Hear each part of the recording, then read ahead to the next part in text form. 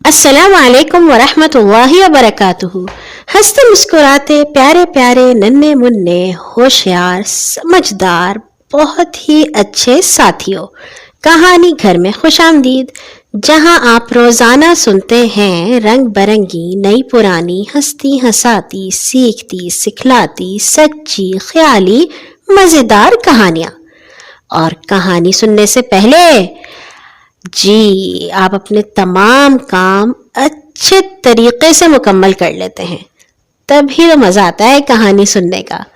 चलिए आज हम शुरू करने लगे हैं वो वाली कहानियाँ जो अल्लाह ताला ने हमें कुरान में सुनाई हैं।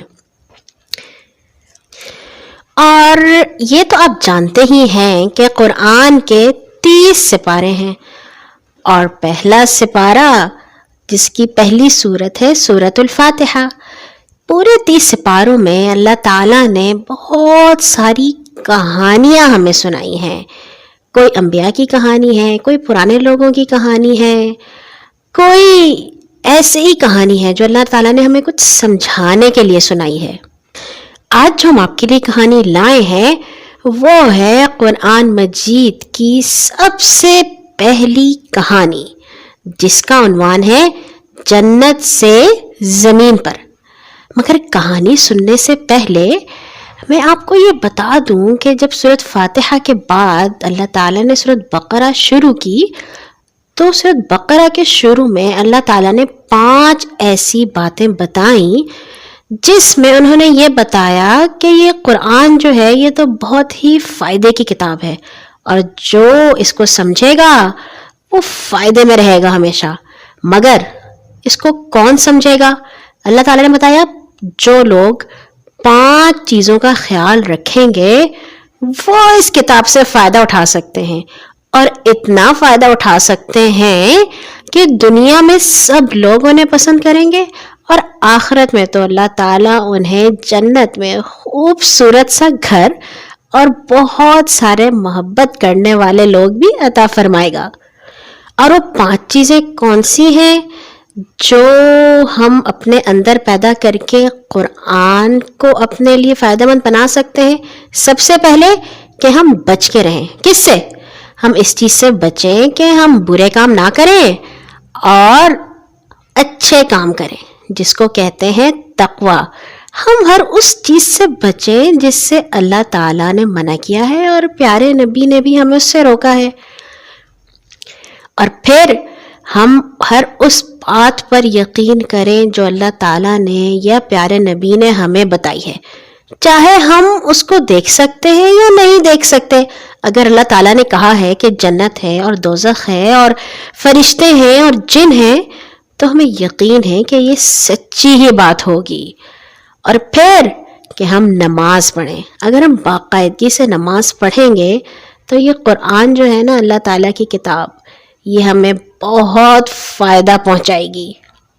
बिल्कुल इस तरह जैसे अगर आप अपनी स्कूल की कोई किताब, कोई मजमून जो आपको सबसे अच्छा लगता है, आप उसको गौर से पढ़ते हैं, शौक़ से पढ़ते हैं, तो आखिर में सबसे ज़्यादा नंबर भी उसी मजमून में आते हैं। इसी तरह जब हम कुरान को गौर से पढ़ेंगे और शौक़ से पढ़ेंगे तो हमारे पास हमारे सबसे ज़्यादा नंबर आ जाएंगे इंशाअल्लाह ताला। और फिर वो वाले लोग इस किताब से फ़ायदा उठा सकते हैं जो बहुत ज़्यादा खर्च करें। क्या खर्च करें भला? सोचिएगा आप लोग कि हम क्या खर्च कर सकते हैं।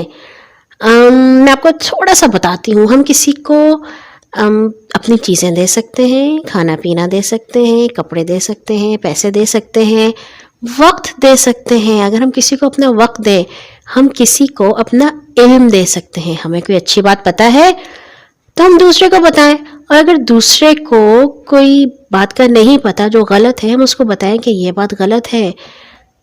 हम किसी को अपना प्यार दे सकते हैं, अपनी मोहब्बत दे सकते हैं। ये सारी चीज़ें जो देगा वो इस किताब से फ़ायदा उठाएगा।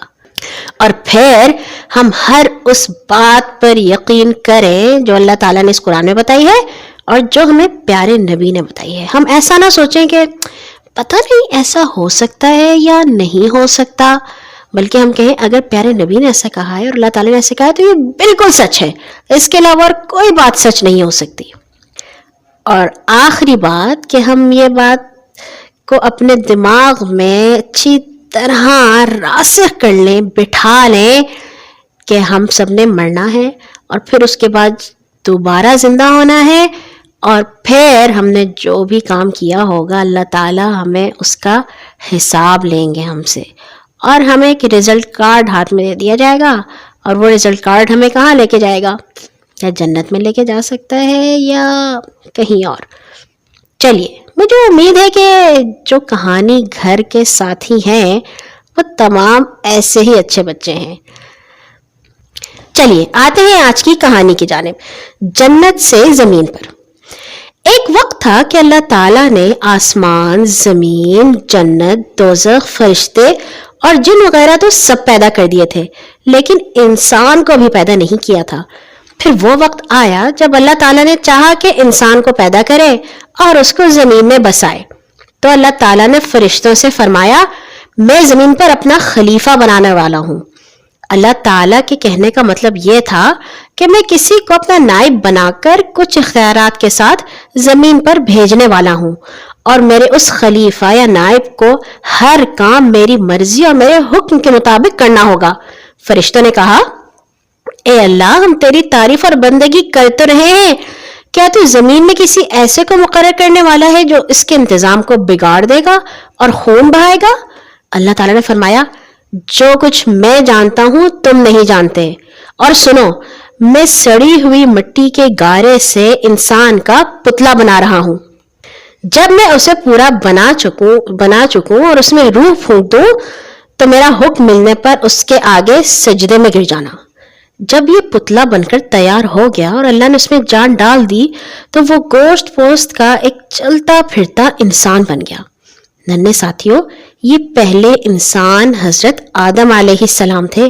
اللہ تعالیٰ نے ان کو پیدا کرنے کے بعد سب چیزوں کے نام سکھائے، تمام علم ان کو سکھایا، پھر انہیں فرشتوں کے سامنے پیش کیا اور کہا، فرشتوں، اگر تم سچے ہو تو مجھے ان چیزوں کے نام بتاؤ۔ فرشتوں نے کہا، اے اللہ، ہر نقص سے پاک تو آپ کی ذات ہے، ہم تو بس اتنا ہی علم رکھتے ہیں جو آپ نے ہمیں دیا، اس کے علاوہ تو ہم کچھ نہیں جانتے، سب کچھ جاننے اور سمجھنے والے تو صرف آپ ہیں۔ پھر اللہ تعالیٰ نے آدم علیہ السلام سے کہا، تم انہیں ان سب چیزوں کے نام بتاؤ۔ جب آدم علیہ السلام نے ان کو ان سب چیزوں کے نام بتا دیے تو اللہ نے فرمایا، میں نے تم سے کہا تھا نا کہ میں آسمانوں اور زمین کی ساری چیزوں کو جانتا ہوں، جو کچھ تم ظاہر کرتے ہو وہ بھی مجھے معلوم ہے، اور جو کچھ تم چھپاتے ہو اسے بھی میں جانتا ہوں۔ پھر اللہ تعالیٰ نے فرشتوں کو حکم دیا کہ آدم کے آگے سجدہ کرو۔ وہ سب سجدے میں گر پڑے، مگر ایک جن ابلیس، اس نے سجدہ کرنے سے انکار کر دیا۔ ابلیس کے معنی ہیں بہت ہی مایوس، مگر یہاں ابلیس اس جن کا نام ہے جس نے سجدہ کرنے سے انکار کر دیا۔ ابلیس کو شیطان اور خناس بھی کہا گیا ہے۔ ابلیس اس وقت فرشتوں کے ساتھ رہا کرتا تھا۔ اللہ تعالیٰ نے پوچھا، ابلیس، تمہیں کیا ہوا ہے، سجدہ کیوں نہیں کیا؟ اس نے کہا، میرا یہ کام نہیں کہ میں اس انسان کو سجدہ کروں جسے تو نے سڑی ہوئی مٹی کے سوکھے گارے سے پیدا کیا ہے، میرا رتبہ تو اس سے بڑا ہے کیونکہ مجھے تو نے آگ سے پیدا کیا ہے۔ اللہ تعالیٰ نے ناراض ہو کر فرمایا، یہاں سے فوراً نکل جاؤ، تمہیں کوئی حق نہیں کہ یہاں بڑائی اور گھمنڈ کرو، تم تو ان لوگوں میں سے ہو جو خود ذلیل ہونا چاہتے ہیں، قیامت تک تمہارے پر لعنت ہے۔ ابلیس نے کہا، میرے رب یہ بات ہے تو پھر قیامت کے دن تک مجھے مہلت دے دو۔ اللہ تعالیٰ نے فرمایا، تمہیں اس دن تک مہلت ہے جس کا وقت صرف مجھے معلوم ہے۔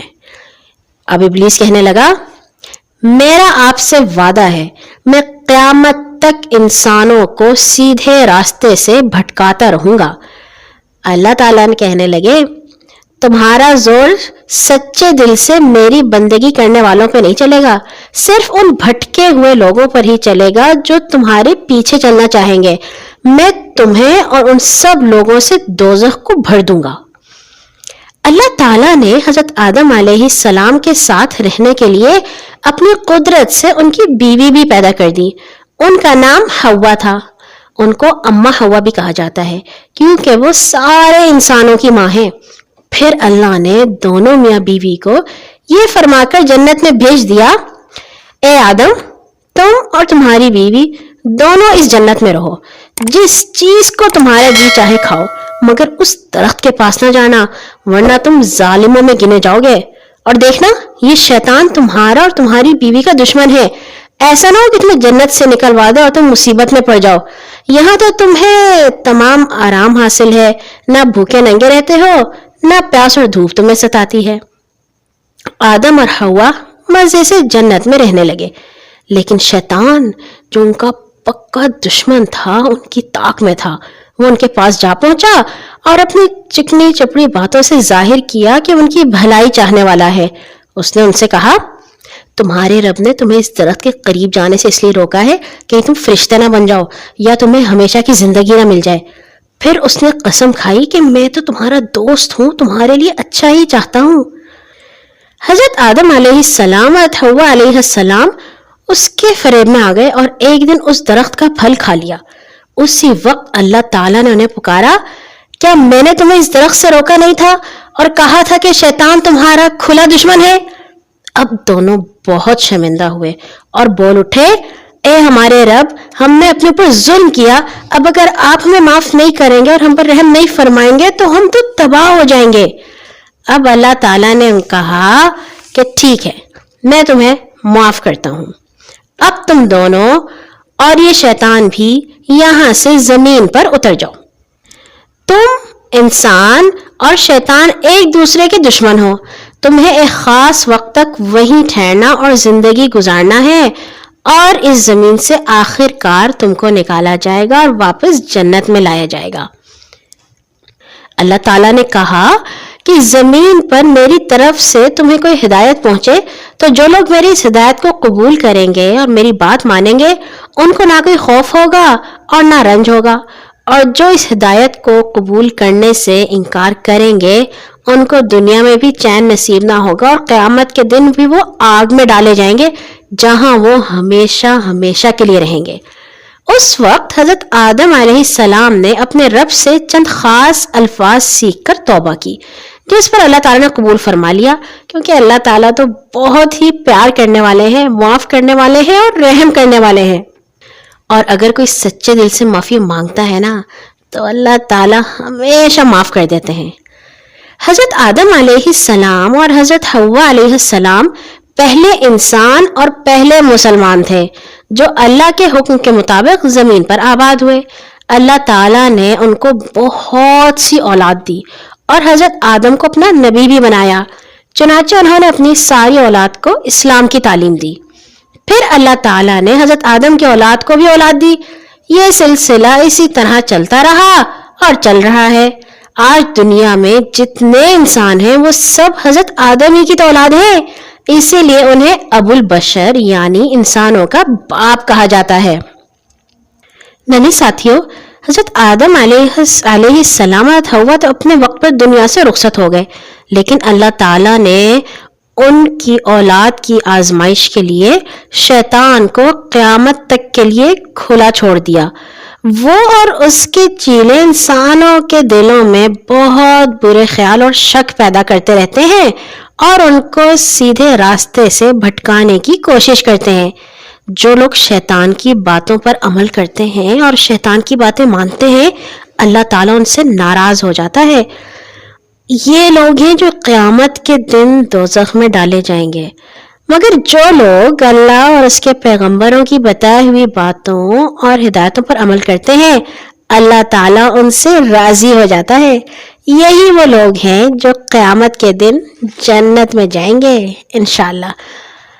اللہ تعالیٰ سے دعا ہے کہ آپ بھی ان لوگوں میں شامل ہوں جو جنت میں جائیں گے اور بڑے پیارے سے بڑے سے گھر میں رہیں گے، اور ہم بھی ان میں شامل ہوں، اور پھر جنت میں تو مزے ہی مزے ہوتے ہیں۔